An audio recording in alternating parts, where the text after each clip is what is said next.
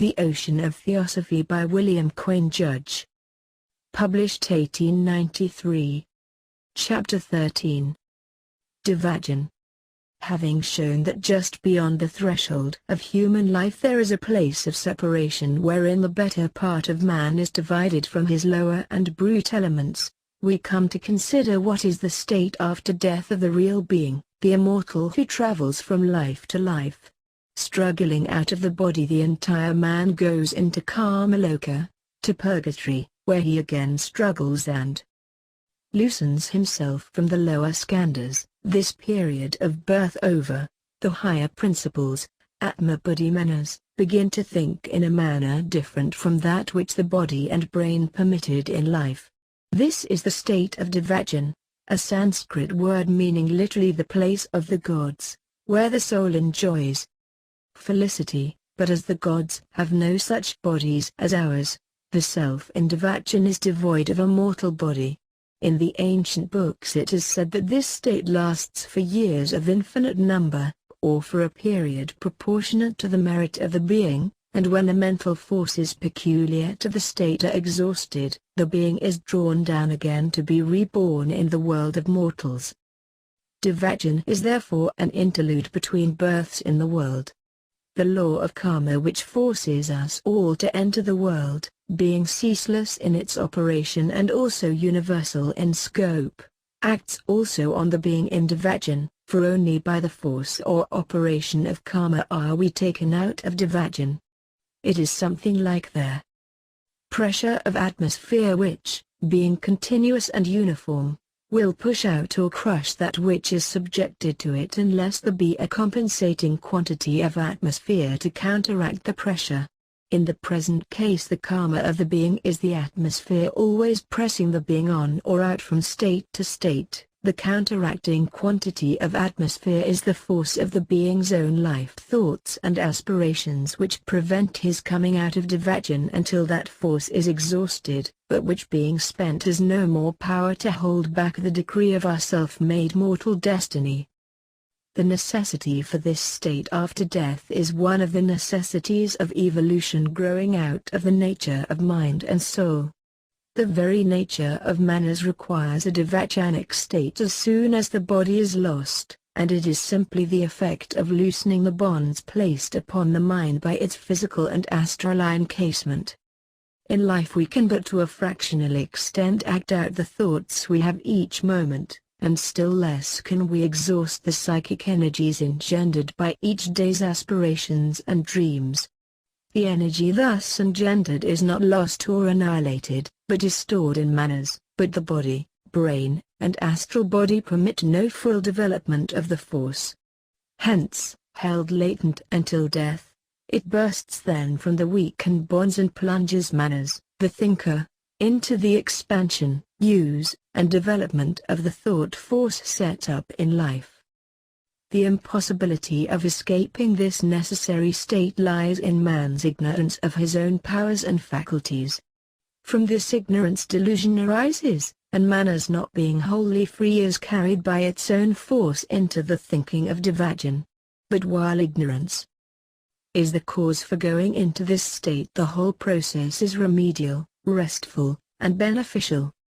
For if the average man returned at once to another body in the same civilization he had just quitted, his soul would be completely tired out and deprived of the needed opportunity for the development of the higher part of his nature.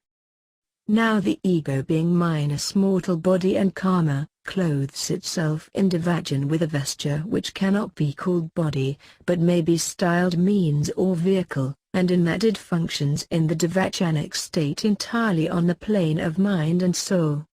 Everything is as real then to the being as this world seems to be to us. It simply now has gotten the opportunity to make its own world for itself unhampered by the clogs of physical life. Its state may be compared to that of the poet or artist who, wrapped in ecstasy of composition or arrangement of color, cares not for and knows not of either time or objects of the world. We are making causes every moment, and but two fields exist for the manifestation in effect of those causes. These are the objective as this world is called, and the subjective which is both here and after we have left this life. The objective field relates to earth life and the grosser part of man, to his bodily acts and his brain thoughts, as also sometimes to his astral body. The subjective has to do with his higher and spiritual parts. In the objective field the psychic impulses cannot work out, nor can the high leanings and aspirations of his soul, hence these must be the basis, cause, substratum, and support for the state of Devachan. What then is the time, measured by mortal years, that one will stay in Devachan? This question, while dealing with what earthmen call time, does not, of course, touch the real meaning of time itself, that is, of what may be in fact for this solar system the ultimate order, precedence, succession, and length of moments. It is a question which may be answered in respect to our time, but not certainly in respect to the time on the planet Mercury, for instance, where time is not the same as ours, nor, indeed, in respect to time as conceived by the soul. As to the latter, any man can see that after many years have slipped away he has no direct perception of the time just past, but is able only to pick out some of the incidents which marked its passage, and as to some poignant or happy instants or hours he seems to feel them as but of yesterday. And thus it is for the being in Devachan. No time is there. The soul has all the benefit of what goes on within itself in that state, but it indulges in no speculations as to the lapse of moments. All is made up of events, while all the time the solar orb is marking off the years for us on the earth plane. This cannot be regarded as an impossibility if we will remember how, as is well known in life, events, pictures, thoughts, argument, introspective feeling will all sweep over us in perfect detail in an instant, or, as is known of those who have been drowning, the events of a whole lifetime pass in a flash before the eye of the mind. But the ego remains, as said in Devachan, for a time exactly proportioned to the psychic impulses generated during life. Now, this being a matter which deals with the mathematics of the soul, no one but a master can tell what the time would be for the average man of this century in every land. Hence we have to depend on the masters of wisdom for that average, as it must be based upon a calculation. They have said, as is well put by Mr. A. P. Sinnett in his Esoteric Buddhism, that the period is 1500 years in general. From reading of his book, which was made up from letters from the masters, it is to be inferred he desires it to be understood that the Devachanic period is in each and every case 15 centuries, but to do away with that misapprehension his informants wrote at a later date that that is the average period and not a fixed one. Such must be the truth, for as we see that men differ in respect to the periods of time they remain in any state of mind in life due to the varying intensities of their thoughts, so it must be in Devachan where thought has a greater force, though always due to the being who had the thoughts. What the master did say on this is as follows: the dream of Devachan lasts until karma is satisfied in that direction. In Devachan there is a gradual exhaustion of force. The stay in Devachan is proportionate to the unexhausted psychic impulses originated in earth life. Those whose actions were preponderatingly material will be sooner brought back into rebirth by the force of Tanna.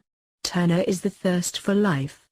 He therefore who has not in life originated many psychic impulses will have but little basis or force in his essential nature to keep his higher principles in Devachan. About all he will have are those originated in childhood before he began to fix his thoughts on materialistic thinking. The thirst for life expressed by the word Tanu is the pulling or magnetic force lodged in the skandhas inherent in all beings. In such a case as this the average rule does not apply, since the whole effect either way is due to a balancing of forces and is the outcome of action and reaction. and this sort of materialistic thinker may emerge out of Devachan into another body here in a month, allowing for the unexpended psychic forces originated in early life. But as every one of such persons varies as to class, intensity and quantity of thought and psychic impulse, each may vary in respect to the time of stay in Devachan. Desperately materialistic thinkers will remain in the Devachanic condition stupefied or asleep, as it were, as they have no forces in them appropriate to that state save in a very vague fashion, and for them it can be very truly said that there is no state after death so far as mind is concerned. They are torpid for a while, and then they live again on earth. This general average of the stay in Devachan gives us the length of a very important human cycle, the cycle of reincarnation. For under that law national development will be found to repeat itself, and the times that are past will be found to come again. The last series of powerful and deeply imprinted thoughts are those which give color and trend to the whole life in Devachan. The last moment will color each subsequent moment. On those the soul and mind fix themselves and weave of them a whole set of events and experiences, expanding them to their highest limit, carrying out all that was not possible in life. Thus expanding and weaving these thoughts, the entity has its youth and growth and growing old, that is, the uprush of the force, its expansion, and its dying down to final exhaustion. If the person has led a colorless life, the Devachan will be colorless. If a rich life, then it will be rich in variety and effect. Existence there is not a dream save in a conventional sense, for it is a stage of the life of man, and when we are there this present life is a dream. It is not in any sense monotonous. We are too prone to measure all possible states of life and places for experience by our present earthly one and to imagine it to be reality. But the life of the soul is endless and not to be stopped for one instant. Leaving our physical body is but a transition to another place or plane for living in. But as the ethereal garments of Devachan are more lasting than those we wear here, the spiritual, moral, and psychic causes use more time in expanding and exhausting in that state than they do on earth. If the molecules that form the physical body were not subject to the general chemical laws that govern physical earth, then we should live as long in these bodies as we do in the Devachanic state.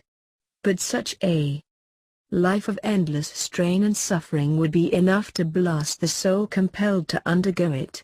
Pleasure would then be pain, and surfeit would end but in an immortal insanity. Nature, always kind, leads us soon again into heaven for a rest, for the flowering of the best and highest in our natures. Devachan is then neither meaningless nor useless. In it we are rested.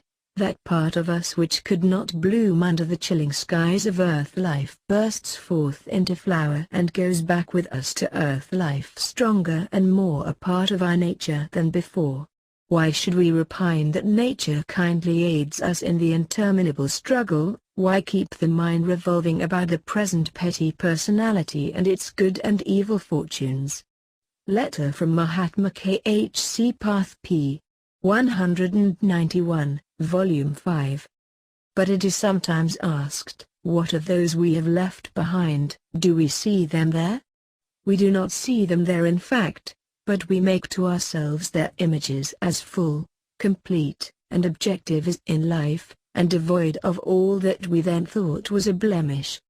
We live with them and see them grow great and good instead of mean or bad. The mother who has left a drunken son behind finds him before her in Devachan a sober, good man, and likewise through all possible cases, parent, child, husband, and wife have their loved ones there perfect and full of knowledge. This is for the benefit of the soul. You may call it a delusion if you will, but the illusion is necessary to happiness just as it often is in life. And as it is the mind that makes the illusion, it is no cheat. Certainly the idea of a heaven built over the verge of hell where you must know, if any brains or memory are left to you under the modern orthodox scheme, that your erring friends and relatives are suffering eternal torture, will bear no comparison with the doctrine of Devachan.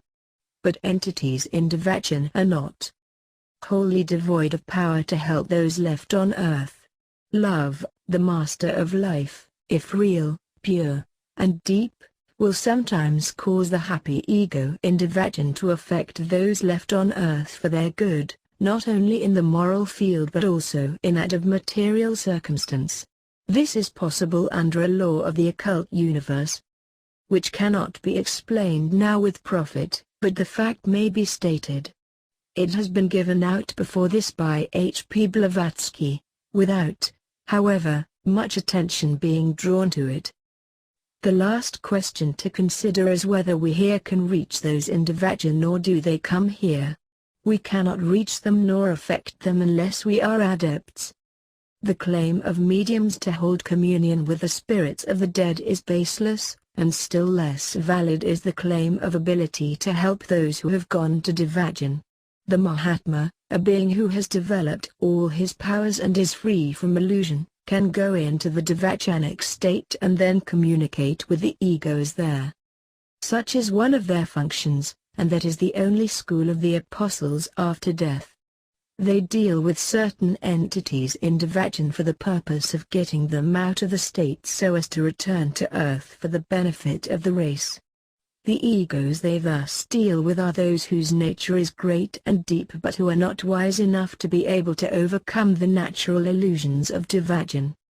Sometimes also the hypersensitive and pure medium goes into this state and then holds communication with the egos there, but it is rare, and certainly will not take place with the general run of mediums who trade for money.